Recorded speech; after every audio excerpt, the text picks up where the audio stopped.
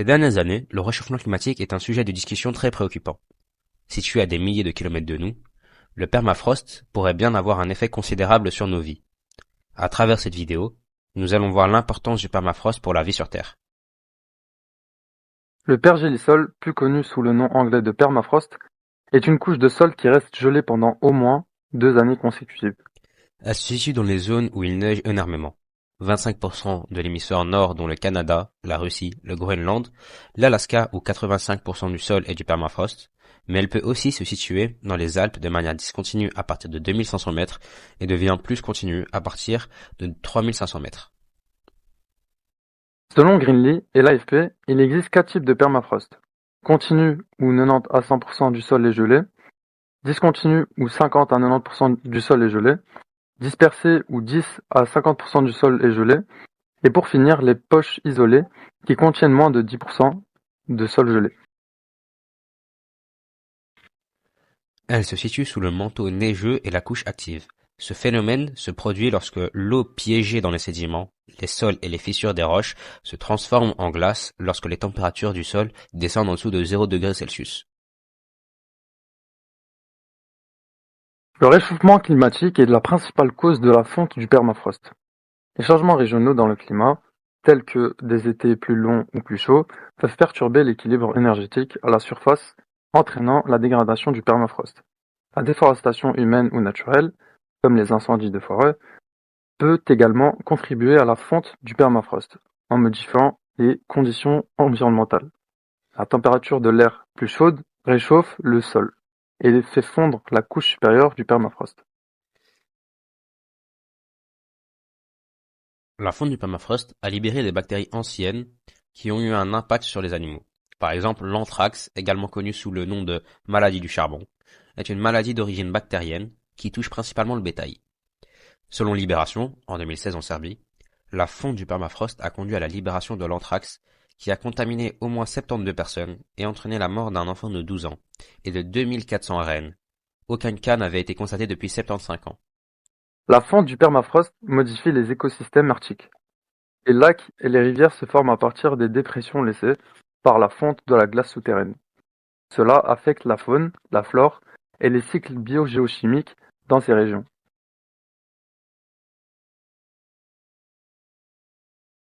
Lorsque le permafrost fond, il libère d'importantes quantités de dioxyde de carbone, CO2, et de méthane, CH4, dans l'atmosphère. Le permafrost emprisonne possiblement 1500 milliards de tonnes de gaz à effet de serre, soit 2 fois plus que l'atmosphère. Ces gaz sont des contributeurs majeurs au réchauffement climatique. Le méthane est particulièrement préoccupant car il est environ 25 fois plus puissant que le CO2 en termes d'effet de serre sur une période de 100 ans. De plus, la libération de ces gaz à effet de serre provenant du permafrost amplifie le réchauffement global. Cela crée un cercle vicieux. Plus le permafrost fond, plus il libère de gaz, ce qui entraîne un réchauffement supplémentaire, accélérant ainsi la fonte du permafrost.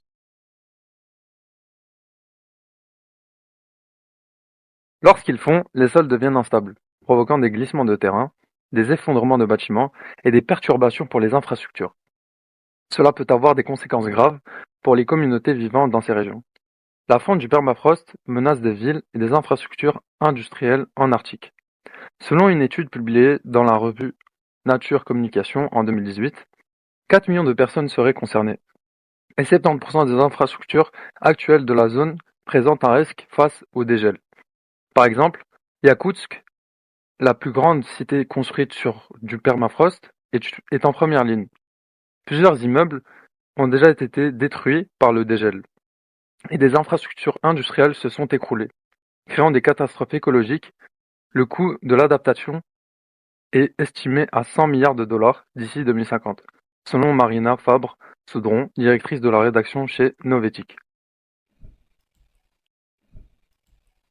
Plusieurs formes de vie dépendent du permafrost, telles que en mammifères le renne aussi appelé caribou en Amérique du Nord, le bœuf musqué ou le renard arctique. En oiseau, il y a le lagopède alpin et la buse patue. En poisson, il y a l'omble chevalier. Et en termes de micro-organismes, il y a les bactéries et champignons.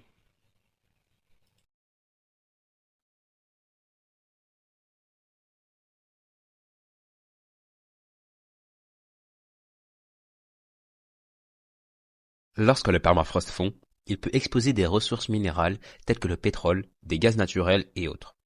Cela pourrait ouvrir de nouvelles opportunités d'exploitation dans les régions arctiques.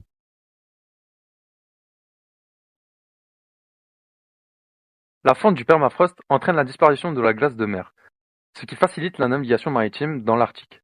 Cela pourrait raccourcir les itinéraires commerciaux entre l'Europe et l'Asie, offrant des avantages économiques.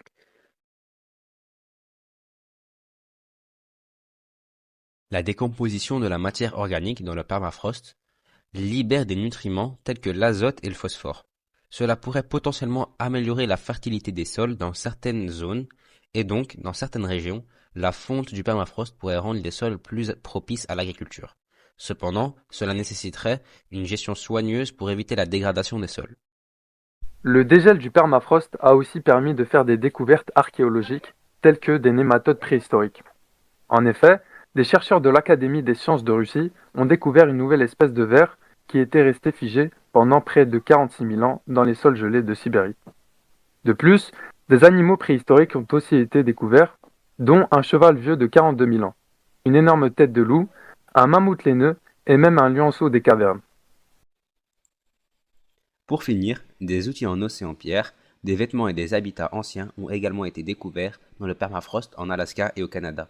Ces découvertes aident à retracer l'histoire de l'occupation humaine de ces régions et à comprendre les modes de vie anciens. La thermométrie permet de mesurer la température du sol à différentes profondeurs. Des capteurs thermiques sont installés dans des trous de forage répartis dans les Alpes suisses pour surveiller les variations de température du permafrost. La télédétection utilise des images satellites et des données aériennes pour cartographier et surveiller les zones de permafrost. Elle permet de détecter les changements de surface, tels que la fonte de la glace souterraine. Les méthodes géophysiques permettent d'étudier la structure du sous-sol et d'identifier les couches de permafrost. Par exemple, selon Futura, des chercheurs surveillent les séismes pour comprendre la fonte du permafrost. Les scientifiques utilisent des modèles informatiques pour simuler les processus en cours dans le permafrost. Ces modèles intègrent des données sur la température, la glace et l'eau pour prédire les changements futurs. En réduisant nos émissions de CO2 et de méthane, nous pouvons contribuer à ralentir ce processus. Cela implique d'adopter des sources d'énergie plus propres, de promouvoir la mobilité durable et de soutenir les politiques climatiques.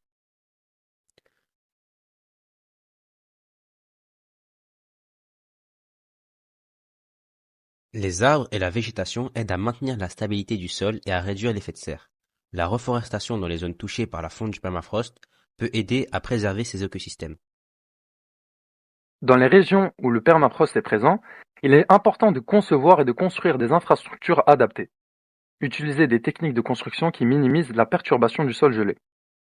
Contrôler les eaux de surface, comme les rivières et les lacs, peut aider à minimiser l'impact de la fonte du permafrost. Cela peut inclure la construction de barrages ou d'autres infrastructures pour gérer les flux d'eau. Le projet PermTau, financé par l'Union européenne, étudie l'impact de la fonte du permafrost sur les écosystèmes de l'Arctique. Ce projet étudie également comment les cycles de carbone et de l'azote sont modifiés pour donner suite à un dégel. L'Association internationale du permafrost, (IPA), est un organisme qui coordonne et organise des activités de recherche liées au permafrost. Bien que l'IPA ne soit pas spécifiquement européen, elle joue un rôle essentiel dans la promotion de la recherche et de la sensibilisation sur le permafrost à l'échelle mondiale. L'initiative sur le changement climatique de l'ESA, European Space Agency, a également contribué au domaine du permafrost. Le projet Permafrost, CCI-ECV, a développé une série de données climatiques de 23 ans sur les paramètres du permafrost dans l'hémisphère nord, en utilisant des données satellites. En conclusion, le permafrost est donc un phénomène qui nous impacte de manière invisible en Europe, mais qui est crucial pour le futur. Bien que sa fonte présente plusieurs points négatifs, elle possède aussi des effets bénéfiques. Néanmoins, l'humanité devra essayer de stopper ce phénomène pour la protection de toute vie sur Terre. Merci de nous avoir écoutés.